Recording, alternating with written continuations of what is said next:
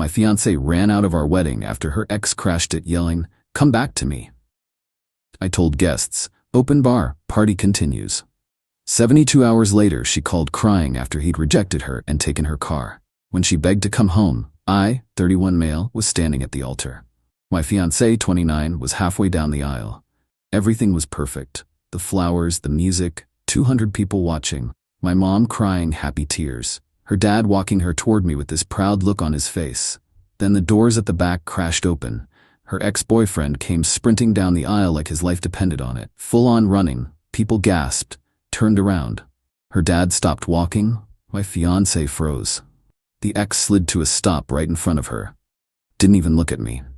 Just stared at her like I didn't exist. "Don't do this," he said, breathing hard. "Please, I made a mistake, a huge mistake. I love you. I've always loved you. Come back to me." Dead silence in the entire church. I'm talking, you could hear someone's phone vibrate in their purse. I just stood there, waiting for her to tell him to get lost, to say she loved me, to do literally anything normal. She didn't.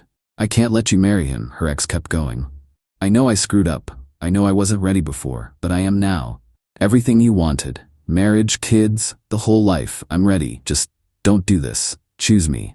My fiancée's hands were shaking, the bouquet trembling. She looked at me, then back at him, then at her dad. I don't." Her ex grabbed her hand.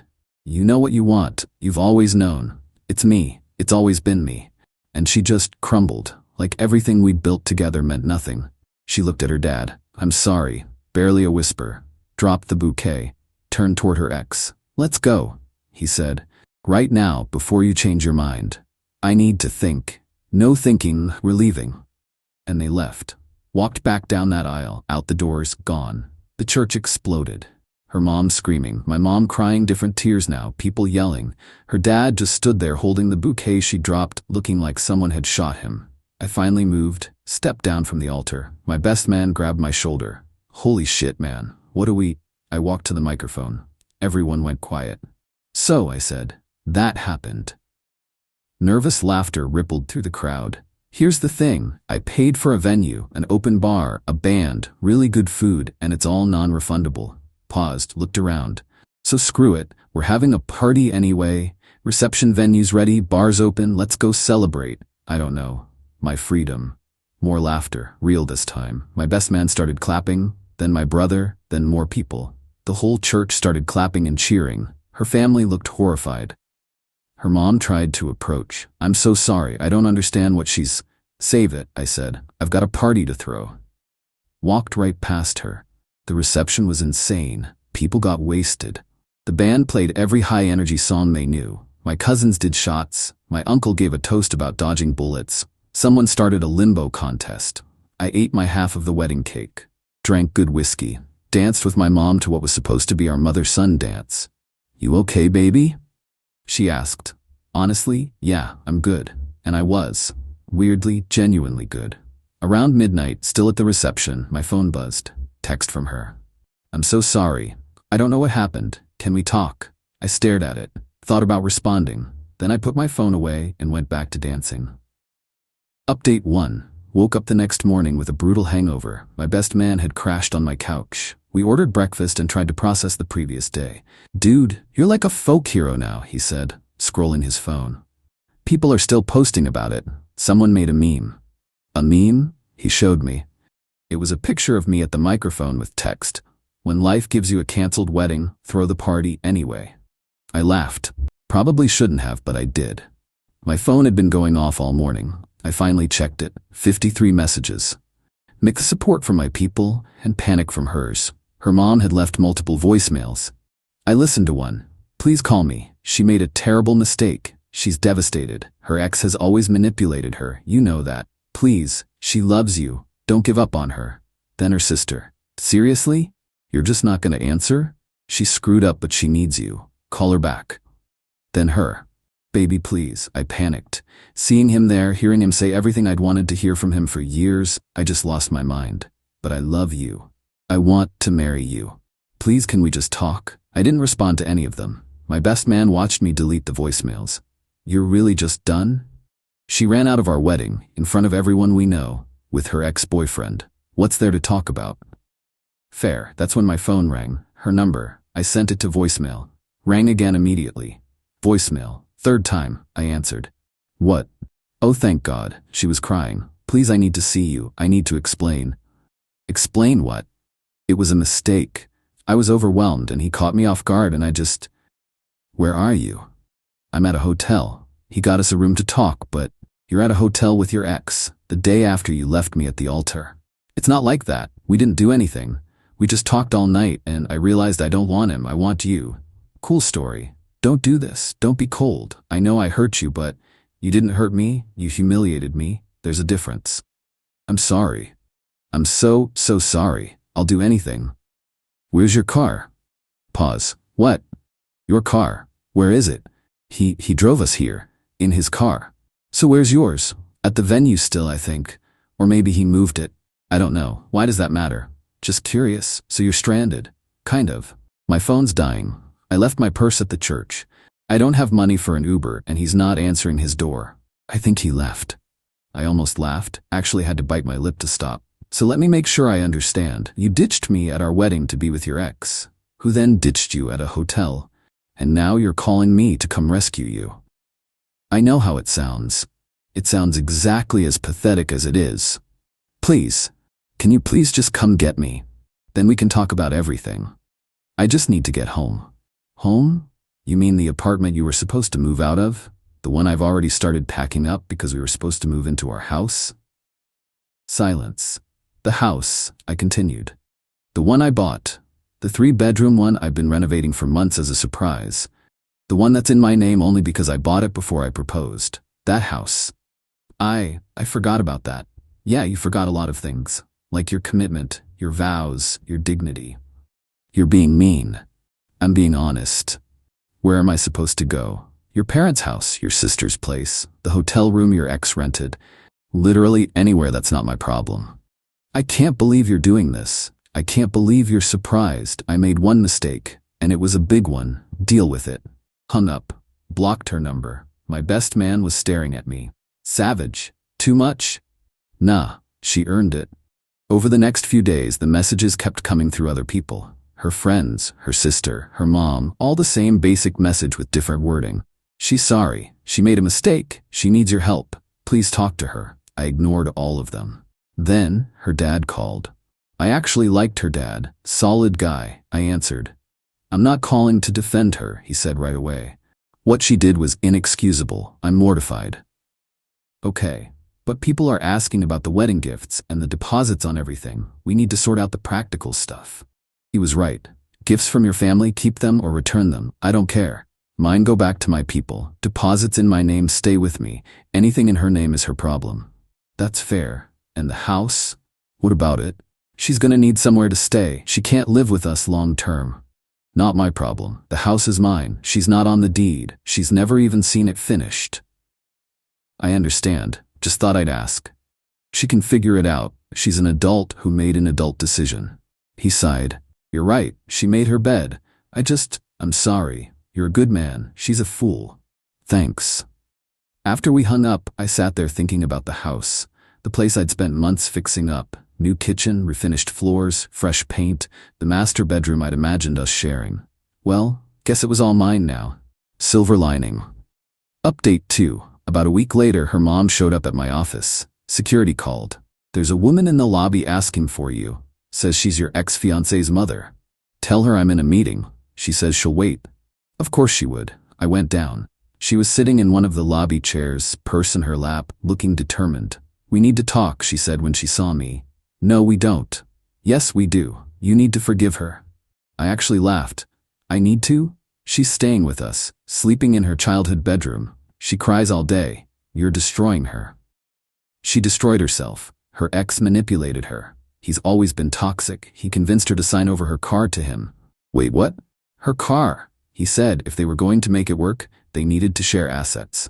So she signed the title over to him. Then he disappeared with it. I should have felt bad. Should have felt something. I didn't. That sucks for her. Her mom's eyes went wide. That's all you have to say? What do you want me to say? She's an adult. She made choices. Now she's living with consequences. You could help her. Why would I? Because you loved her. Loved.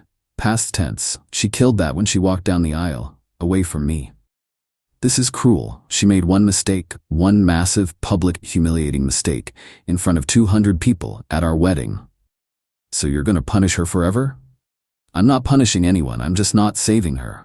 Big difference. Her mom stood up, got in my face. She needs you. Don't you understand that? She needed me at the altar. She chose differently. Please, just talk to her. Hear her out. You two can work through this. No. Why not? Because I don't want to. Because she made her choice. Because I'm done. You're being childish. I'm being smart. Security was walking over. I waved them closer. This woman is leaving. Her mom's face went red. You're having me removed? You showed up at my workplace to berate me about your daughter's terrible decisions.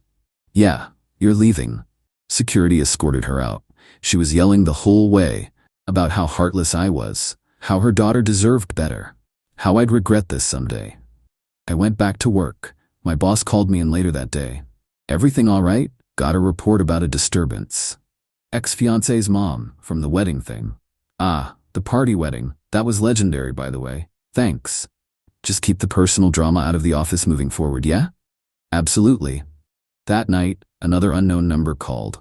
I almost didn't answer. Stop being a stubborn ass and talk to my sister. Her sister. How'd you get this number?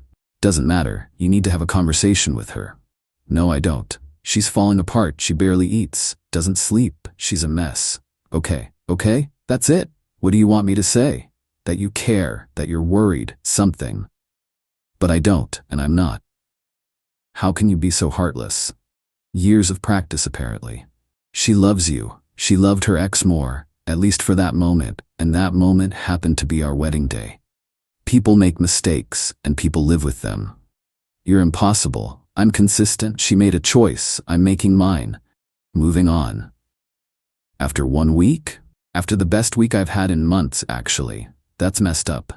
What's messed up is everyone acting like I'm the villain here. I didn't do anything wrong. I showed up. I was ready to commit. She ran. She was confused. Being confused doesn't give you a free pass to humiliate someone and expect them to just take you back. Her sister was quiet. Then, she's asking about the house. What about it? Can she stay there? You have 3 bedrooms. I laughed. Hard. Absolutely not. Why not? Because it's my house. I bought it. My name, my money. She has zero claim to it. But you bought it for both of you. I bought it for my future wife. She made it clear she doesn't want that job, so no house. You're unbelievable. I'm practical. She hung up. The harassment continued through my own family. My aunt called. Her mother contacted me through Facebook. Great. She wants me to talk sense into you. There's no sense to talk. I'm already being sensible. The girl is genuinely sorry. Aunt, I love you. But stay out of this. I'm just saying, everyone deserves a second chance. Not everyone. Not for everything. This isn't a second chance situation. This is a you showed me who you really are situation.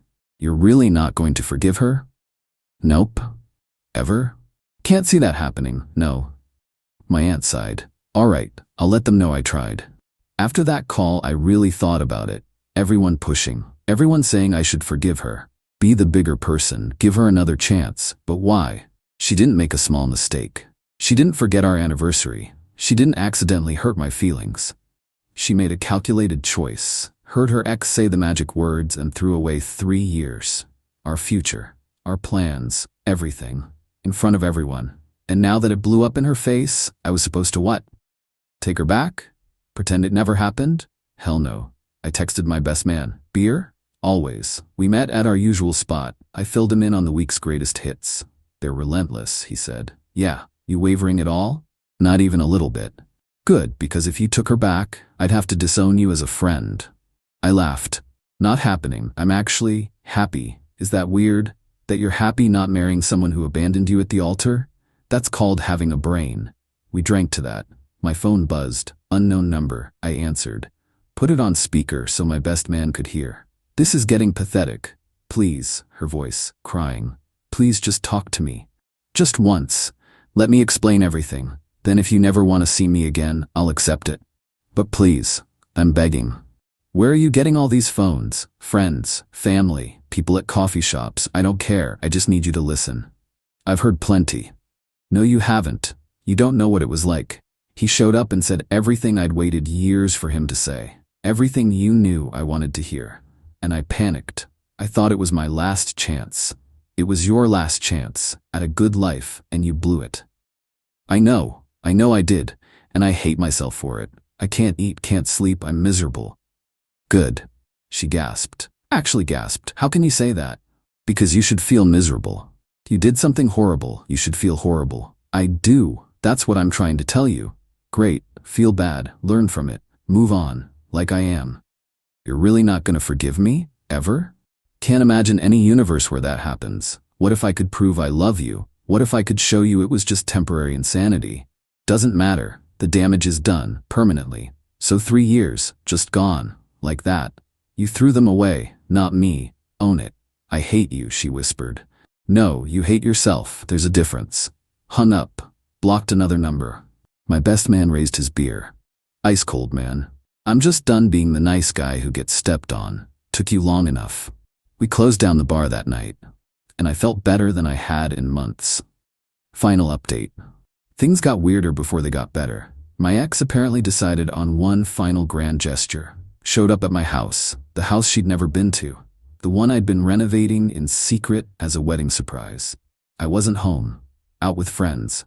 But my neighbor called. Hey, there's a woman on your porch, been sitting there for hours, says she's your fiancée. She's not. If she doesn't leave in the next 10 minutes, call the cops. You sure? Positive. Cops showed up. She tried explaining that we were supposed to get married, that it was a misunderstanding, that I was being unreasonable.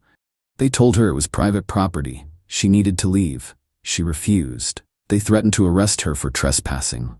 She finally left, but not before taping a note to my door. I found it when I got home. 5 pages, front and back. All about her regrets, how sorry she was, how she'd spend the rest of her life making it up to me, how she'd do anything for another chance. I read it all, every word, then threw it in the trash, didn't respond, didn't acknowledge it, just tossed it and went to bed. A week later, some mutual friends tried an intervention. Invited me to what I thought was a normal hangout. Showed up and there were like 10 people sitting in a circle, looking at me with pity. What's this? Her best friend stood up. We're here because we care about you both, and we think you need to hear her side. My ex was in the corner. Red eyes, looking miserable. I looked around the room. Did she tell you what happened? Yes, and we understand you're hurt. Did she tell you she ran out of our wedding? At the altar, to be with her ex-boyfriend, in front of 200 people? Uncomfortable silence. Did she mention that part? No one said anything. And you're all here to tell me I should forgive that? Because she's sad? One of my friends cleared his throat. We just think maybe you should talk to her, that's all. I'm good. I headed for the door. She jumped up. Wait, please, just 5 minutes. No. Why not? Because I don't owe you anything. But I love you. You loved him more, you proved that. That's not fair. Fair? You want to talk about fair? How fair was it to make me stand at an altar while you ran off with another man? I made a mistake. Yeah, a permanent one. I walked out, lost a few friends that day. Didn't care. If they couldn't see how messed up her actions were, they weren't real friends. The harassment finally stopped after her dad called me one more time. I told her she needs to stop, he said. This has gone too far. I'm ashamed of her. Thanks, she's moving away. New job, new city, fresh start. Good for her. She wanted me to tell you she's sorry. One last time. Okay, that's all? What else is there? You're handling this well. I don't have a choice. Be bitter or move forward. I'm choosing forward. Smart. I really am sorry about everything. Me too. But honestly, I'm also grateful. Grateful? Better to find out who she really is now than after marriage, after kids, after our lives were completely tangled. That's a healthy way to see it. It's the only way. After that, things finally went quiet. No more messages, no more ambushes, no more 5-page letters, just silence. I finished the house, moved in, got a dog, a rescue lab mix who's way more loyal than my ex ever was. Started dating again after a few months, and I'm good. Actually, genuinely good. The wedding that wasn't ended up being the best thing that could have happened. I didn't marry someone who couldn't commit. Someone who'd always wonder, someone who'd bail when things got real. People still talk about it. That wedding where the bride ran off and the groom threw a party anyway. Yeah. That was me. And I'd do it exactly the same. Heard through mutual friends that my ex is struggling in her new city. Job's okay, but not great. Living in a tiny apartment. Still single, still miserable about everything. Her ex, the one she left me for, posted on social media that he's engaged to someone else. She saw it. Apparently she lost it completely. Karma's real. As for me, I've been seeing someone for a few months now. She's incredible, smart, funny, knows what she wants, and she thinks the whole wedding story is hilarious. You turned a disaster into a party, she said when I told her. That's the most attractive thing I've ever heard. We're taking it slow, no rush. But she already told me, if we ever get married, I'm not running anywhere. You're stuck with me. Good, I said, because I'm not planning another impromptu party. She laughed, and I realized something. I actually believe in relationships again, just not with the person I thought I would. Sometimes the best revenge isn't some elaborate plan. It's just living well, moving on, being happy. My ex wanted me to chase her, to fight for her, to prove my love by taking her back after she humiliated me. I did none of that. I let her live with her choices. Let her see what life was like without me. Let her understand exactly what she threw away. And I moved on to someone who actually values me. That's the real victory. Not that she's unhappy, but that I'm genuinely happy. She's just gone, living her consequences. Exactly where she chose to be when she ran down that aisle.